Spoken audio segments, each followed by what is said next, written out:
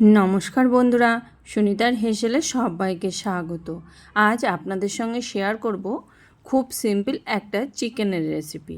খুব চটজলদি হয়ে যায় এটা। আপনারা রাত্রের ডিনারে কিংবা লাঞ্চেও ভাত দিয়ে খেতে পারেন।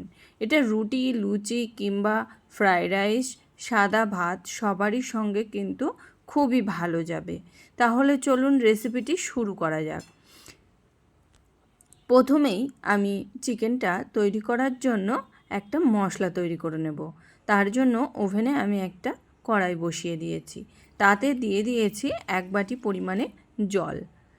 এবার এই জলের মধ্যেই আমি সমস্ত মশলাগুলোকে দিয়ে দেব।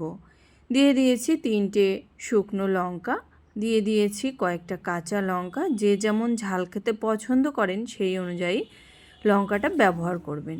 দিয়ে দিয়েছি একটা তেজপাতা, আর দিয়ে দিয়েছি 1 চামচ গোটা জিরে, দিয়ে দেবো একটা টমেটো, আর দিয়ে দিয়েছি একটা পেঁয়াজ। দিয়ে দেবো এখানে 15-16 কোয়া মতন রসুন দিয়েছি, আর দিয়েছি সামান্য একটু আদার ব্যবহারটা কিন্তু খুবই কম করেছি। সমস্ত কিছু দেওয়ার পরে খুব ভালো করে মিশিয়ে নিয়ে ঢাকা দিয়ে রেখে দেব যতক্ষণ না টমেটো, পেঁয়াজ, রসুন সমস্ত কিছু নরম হয়ে আসছে ততক্ষণ পর্যন্ত।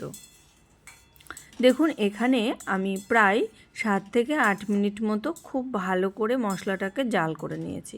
টমেটো কিন্তু খুব সুন্দরভাবে সিদ্ধ হয়ে গেছে, এদিকে রসুন, পেঁয়াজ সমস্ত কিছুই খুব ভালোভাবে সিদ্ধ হয়ে গেছে।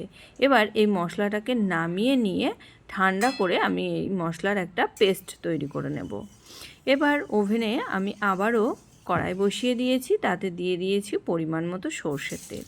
তেলটা খুব ভালো করে গরম হয়ে গেলে এর মধ্যে আমি কয়েক টুকরো আলু দিয়ে দেব। আলুটাকে আগে থেকে কেটে পরিষ্কার করে ধুয়ে নিয়েছিলাম। আলুর মধ্যে দিয়ে দিয়েছি সামান্য একটু লবণ আর একটু হলুদ গুঁড়ো। লবণ আর হলুদ গুঁড়ো দিয়ে আলুটাকে কিন্তু লালচে করে ভেজে নেব। দেখুন আলু কিন্তু লালচে করে ভাজা হয়ে গেছে। এবার আলুটাকে আমি তুলে নেব। ওই একই তেলের মধ্যেই আমি রান্নাটা তৈরি করে নেব। তার জন্য এই তেলের মধ্যেই যে মশলা আমি পেস্ট করে রেখেছিলাম সেই মশলা দিয়ে দেব। এই রান্নাতে কিন্তু কোনো রকম কোনো ফোড়ন লাগে না, আর রান্নাটা টেস্ট হয় অসাধারণ। দেখুন মশলাটাকে দিয়ে দিয়েছি, খুব ভালো করে তেলের সঙ্গে একটু মিশিয়ে নেব। একটু মশলাটাকে তেলের সঙ্গে মিশিয়েও নিয়েছি। এবার এই মশলার মধ্যে আমি দিয়ে দেব স্বাদ অনুযায়ী লবণ, আর দিয়ে দেব পরিমাণ মতো একটু হলুদ গুঁড়ো। লবণটা আমি এখন আন্দাজ মতোই ব্যবহার করেছি, পরে যদি লবণ লাগে তাহলে ব্যবহার করব। খুব ভালো করে লবণ আর হলুদ দিয়ে মশলাটাকে কিন্তু আবারও একটু মিশিয়ে নিয়েছি। মিশিয়ে নিয়েই এখানে দিয়ে দেব 1/2 চামচ ধনে গুঁড়ো।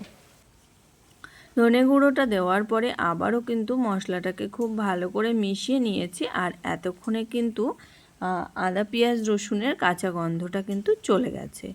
মশলা থেকে কিন্তু তেল ছাড়তে শুরু করেছে। মশলার কালারটাও কিন্তু খুব সুন্দর এসেছে। এই সময় এখানে দিয়ে দেবো আমি 1/2 চামচ মতো কাশ্মীরি লঙ্কার গুঁড়ো। এটা আপনারা চাইলে দিতেও পারেন, নাও পারেন। আমি এখানে দিয়েছি একটু কালারটা ভালো আসার জন্য। খুব ভালো করে মশলাটাকে কিন্তু কষিয়ে নিতে হবে মশলার কাঁচা গন্ধ চলে যাওয়া পর্যন্ত। দেখুন মশলাটা কিন্তু খুব ভালোভাবেই কষানো হয়ে গেছে, মশলা থেকে খুব সুন্দরভাবেই তেলটা ছেড়ে এসেছে। এই পর্যায়ে আমি এখানে দিয়ে দেব পরিষ্কার করে ধুয়ে রাখা চিকেনগুলো। এখানে আমার 600 গ্রাম চিকেন আছে। চিকেনটাকে কিন্তু খুব ভালো করে আমি মশলার সঙ্গে মিশিয়ে নেব। দেখুন খুব ভালো করে কিন্তু মশলার সঙ্গে মিশিয়ে নিয়েছি।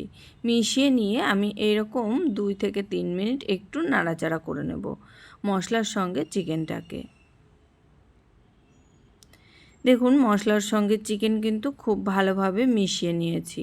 এবার এখানে আমি ঢাকনা দিয়ে ঢেকে রান্না করে নেব প্রায় 7 থেকে 8 মিনিট মতো। আর এই সময় গ্যাসের আঁচটা অবশ্যই করে কিন্তু মিডিয়াম টু লোতে করেই রাখতে হবে। আমি মিডিয়াম করে রেখেই প্রায় 7 থেকে 8 মিনিট পর আমি ঢাকনাটা খুলে নিয়েছি।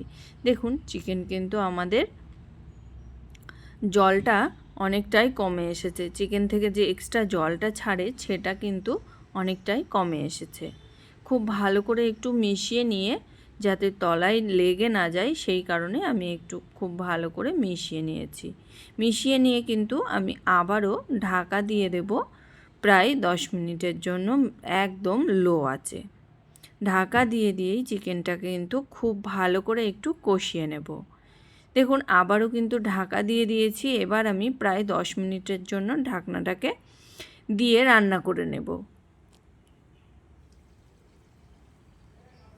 ফিরে এলাম 10 মিনিট পর। চিকেন থেকে কিন্তু খুব সুন্দর তেল ছেড়ে গেছে। চিকেন কিন্তু আমাদের খুব সুন্দরভাবেই কষানো হয়ে গেছে। এবার খুব ভালো করে একটু নাড়া দিয়ে নেব। নিয়ে এখানে আমি ভেজে রাখা আলুগুলোকে দিয়ে দেব। যে আলুগুলো আমরা ভেজে রেখেছিলাম সেই আলুগুলোকে কিন্তু দিয়ে দেব। এখানে আলুটা আপনারা দিতেও পারেন, নাও পারেন। তবে বাঙালি আলু ছাড়া কিন্তু মাংসের ঝোল একেবারেই পছন্দ করে না, সেই কারণেই আমি এখানে কয়েক টুকরো আলু ব্যবহার করেছি। আলুটা দেওয়ার পরে খুব ভালো করে একটু মিশিয়ে নিয়ে আমি আবারও ঢাকনা দিয়ে ঢেকে দেব প্রায় 5 থেকে 7 মিনিটের জন্য। ফিরে এলাম প্রায় 7 মিনিট পর। এখানে আলুর সঙ্গে চিকেন কিন্তু খুব ভালোভাবেই কষানো হয়ে গেছে। দেখুন আলুর সঙ্গে চিকেন কিন্তু খুব ভালোভাবে কষানো হয়ে গেছে। আর চিকেন যখন এইভাবে তেল ছাড়তে শুরু করবে আর কড়ার গায়ে আটকে আসবে, তখনই বুঝবেন চিকেনটা কিন্তু খুব ভালোভাবে আমাদের কষানো হয়ে গেছে। এই পর্যায়ে এখানে আমি দিয়ে দিয়েছি পরিমাণ মতো গরম জল। আর রান্নাতে কিন্তু অবশ্যই গরম জলটাই ব্যবহার করতে হবে।